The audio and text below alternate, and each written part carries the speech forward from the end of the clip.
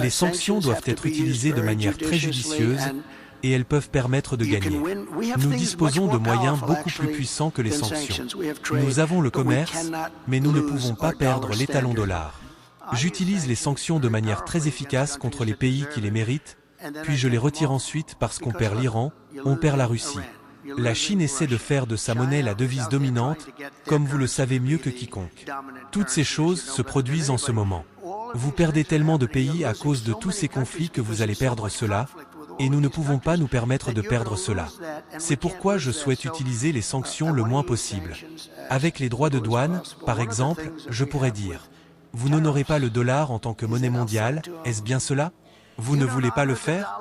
Non, nous ne le ferons pas. » Alors je dis « Très bien, je vais imposer des droits de douane sur tous vos produits. » Et ils diront « Monsieur, nous aimerions honorer le dollar en tant que monnaie mondiale. » Vous savez, les droits de douane, en plus de la monnaie et des revenus que nous percevrons, ce qui sera le cas. Va bien. Un grand nombre de restrictions et de sanctions ont été imposées par Trump contre la Russie, comme aucun président avant lui ne l'avait jamais fait.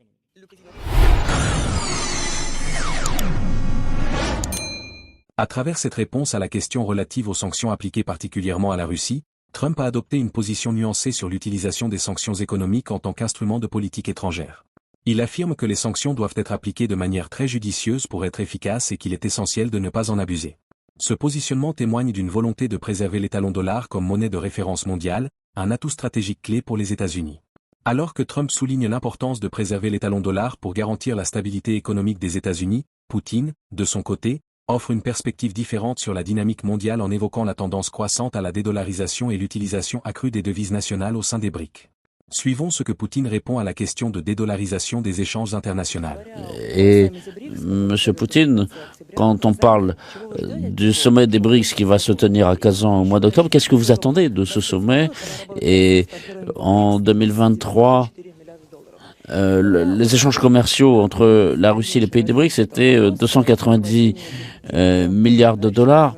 Compte tenu du rythme d'évolution qu'il y a en ce moment, est-ce que il y a la dédollarisation? Est-ce que c'est une tendance momentanée ou est-ce que c'est quelque chose qui à plus long terme? Avant tout, moi, ce que je voudrais dire, c'est que ce n'est pas une politique de dédollarisation que nous menons. Nous n'avons pas renoncé à effectuer des règlements en dollars. Mais cela nous a été refusé. Donc nous avons été obligés de trouver d'autres solutions. Mais l'essentiel n'est pas là. L'essentiel, c'est autre chose. C'est que les devises de tel ou tel pays expriment la puissance politique de ces puissances. Et plus l'économie d'un pays est importante, plus elle a des partenaires, plus sa devise est utilisée dans les règlements. Et donc, c'est naturel, puisque si une économie concrète dans un pays a beaucoup de partenaires, évidemment, il y a l'utilité d'utiliser sa devise. Donc, l'utilisation de la devise de tel ou tel pays dépend de l'économie de ce pays-là dans le monde. Et donc, après la Deuxième Guerre mondiale, les États-Unis avaient évidemment utilisé avec avantage de cette position. Il y avait le plan Marshall pour l'Europe, ils avaient créé un système mondial, le système de Bretton Woods, et puis ensuite, ils l'avaient modifié, ils ont mis en place un autre système, ils ont créé donc cette monnaie mondiale, le dollar. Et cela dépendait et dépend toujours, comme je l'ai dit, de la puissance économique du pays. Aujourd'hui, la situation, et monsieur le Premier ministre vient d'en parler, il y a l'équilibre de ces puissances économiques, des deux plus grandes puissances économiques évolue. Et aujourd'hui, pour les pays du Sud, c'est 50% du PIB mondial. Et les pays des BRICS, c'est un tiers de l'économie mondiale. Et naturellement, et je le souligne, c'est un processus naturel, on a un changement dans les priorités ici, Et évidemment, avec nos partenaires au sein des BRICS, nous utilisons les devises nationales à hauteur de 65%. C'est un processus naturel. Mais les autorités économiques et politiques des États-Unis, c'est pas qu'elles sont maladroites, c'est que elles agissent de façon pas professionnelle, et je pense qu'elles incitent elles-mêmes à cette dollarisation. Ils ont fait une faute, mais ils n'arrivent plus à sortir de cette ornière. Et c'est difficile pour eux de reconnaître qu'ils ont fait une faute, alors qu'il faudrait déjà corriger, modifier un peu la situation, les méthodes qu'ils utilisent, puisque on passe aux devises nationales et c'est tout. Donc apparemment, ils ne peuvent pas changer ça. Ou alors c'est peut-être ceux qui viendront remplacer l'élite politique actuelle qui comprendront ce qu'il faut faire. Parce que si on change quelque chose, il faut reconnaître qu'on s'est trompé. Et ça, c'est difficile. C'est comme ça que j'explique ce comportement. Comme ils voient que les choses s'écroulent, donc ils n'ont pas envie de lâcher le dollar. Mais cette tendance, elle incite à ces processus, et la tendance à l'utilisation des devises nationales est liée à la croissance économique d'une manière générale. Donc la Chine, on connaît qu'en parité de pouvoir d'achat, c'est la première puissance au monde. Oui, l'économie américaine est puissante, elle est structurée, elle se distingue des autres. Mais en volume d'économie, celle de la Chine est en première place. En deuxième, il y a les États-Unis. Et l'écart entre les deux ne cesse de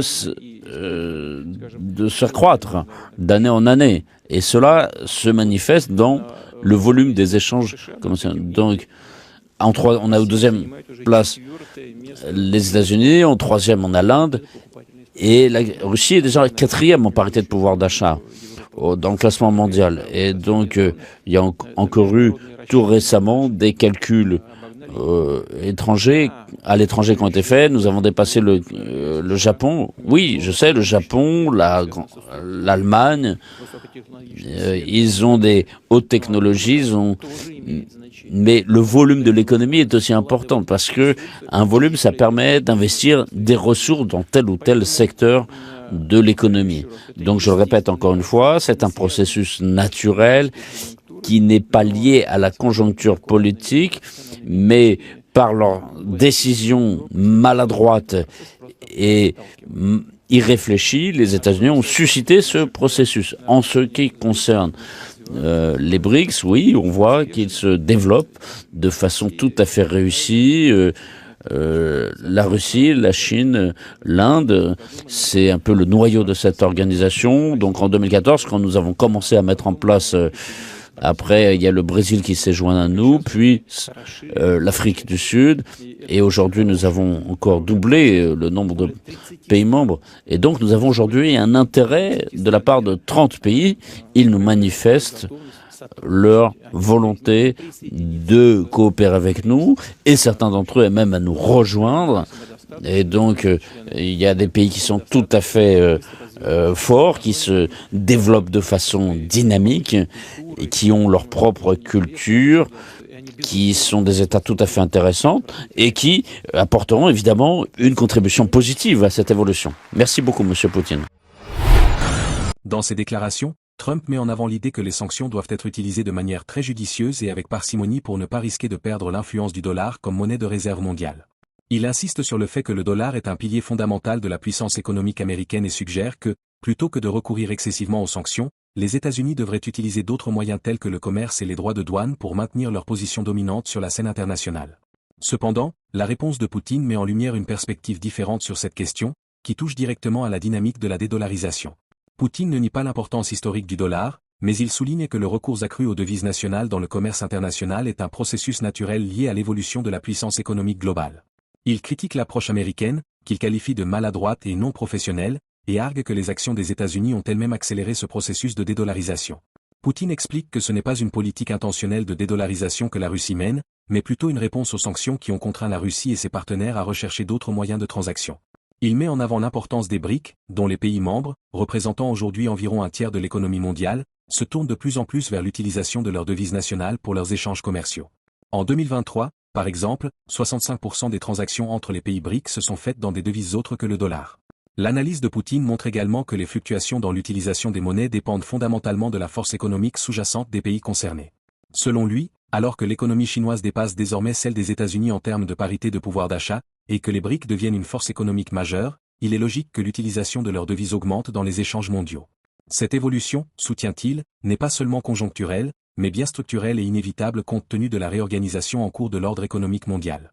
Ainsi, les propos de Trump et de Poutine offrent deux visions contrastées. Trump cherche à protéger la domination du dollar par des moyens coercitifs tels que les sanctions et les droits de douane, tandis que Poutine présente la dédollarisation comme une évolution naturelle des rapports de force économiques mondiaux, exacerbée par des politiques américaines qu'il juge contre-productives. Cette divergence souligne une fracture géopolitique plus profonde autour de l'avenir de l'économie mondiale et de la place du dollar comme monnaie de référence. En conclusion, alors que Trump plaide pour une utilisation limitée des sanctions pour préserver le dollar, Poutine estime que la dédollarisation est inévitable en raison de l'évolution des puissances économiques. Cette opposition met en lumière les différentes approches et stratégies des grandes puissances face à un ordre économique mondial en mutation rapide. Les discours de Trump et de Poutine sur les questions économiques et géopolitiques révèlent des approches stratégiques et des principes pouvant inspirer une quête d'excellence, tant sur le plan personnel que professionnel. En examinant leurs perspectives sur la flexibilité, la vision à long terme, l'utilisation optimale des ressources, l'apprentissage continu et l'importance des relations de partenariat, nous pouvons dégager des leçons clés pour surmonter les défis et atteindre de nouveaux sommets. 1. Flexibilité et adaptabilité. Trump insiste sur l'importance d'utiliser les sanctions avec parcimonie et de privilégier des alternatives comme le commerce et les droits de douane pour atteindre ses objectifs. De même, Poutine décrit comment la Russie a dû s'adapter face aux sanctions en diversifiant ses transactions financières. Dans un monde en constante évolution, il est essentiel d'être flexible et de savoir adapter sa stratégie en fonction des circonstances. Dans la vie personnelle et professionnelle, cela peut signifier être ouvert au changement, adopter de nouvelles méthodes et être prêt à explorer des solutions alternatives pour surmonter les défis. 2. Compréhension stratégique et long terme. Trump met en avant l'idée de préserver l'étalon dollar pour garantir la stabilité et l'influence des États-Unis. Poutine, quant à lui, envisage la dédollarisation comme une évolution naturelle liée à la dynamique économique mondiale. Avoir une vision stratégique à long terme est crucial. Que ce soit dans sa carrière ou dans ses projets personnels, il est important de comprendre les tendances globales et d'anticiper les changements pour prendre des décisions éclairées et durables. 3. Utilisation efficace des ressources. Trump évoque l'importance d'utiliser les sanctions de manière très judicieuse et efficace. Poutine explique comment la Russie a su diversifier ses relations économiques et financières pour contourner les obstacles. Pour aller vers l'excellence, il est essentiel d'optimiser l'utilisation des ressources disponibles, qu'elles soient financières, humaines ou matérielles. Cela implique de savoir quand et comment mobiliser ces ressources pour maximiser leur impact tout en minimisant les risques. 4. Apprentissage continu et adaptation aux réalités globales. Les deux leaders mettent en avant l'idée d'apprendre des erreurs passées et de s'adapter aux nouvelles réalités économiques mondiales. Trump parle de changer d'approche en fonction de la réaction des partenaires, tandis que Poutine critique les politiques américaines pour leur manque de flexibilité et d'adaptation. Être prêt à apprendre continuellement de ses expériences, à reconnaître ses erreurs et à ajuster sa stratégie en conséquence est fondamental pour aller d'excellence en excellence. Dans un environnement en constante évolution, la capacité d'apprendre et de s'adapter rapidement est un atout majeur. 5. Maintien de relations de partenariat et coopération. Poutine souligne l'importance des relations et de la coopération avec d'autres pays au sein des BRIC pour renforcer l'économie et contrer les défis imposés par les sanctions. Trump, de son côté, met l'accent sur l'importance de maintenir des relations commerciales équilibrées. Construire et entretenir des relations de partenariat solides est essentiel pour atteindre l'excellence. Que ce soit dans un contexte professionnel ou personnel, cultiver des relations de confiance et de collaboration avec les autres peut ouvrir de nouvelles opportunités et renforcer sa position dans un réseau plus large. Ces leçons démontrent l'importance d'être flexible, stratégique, efficace dans l'utilisation des ressources, de poursuivre un apprentissage continu et de maintenir des relations de partenariat solides. En appliquant ces principes, il est possible de naviguer avec succès à travers les complexités de la vie personnelle et professionnelle, et de progresser constamment vers de nouveaux niveaux d'excellence. Partagez avec nous vos avis en commentaire. À très bientôt.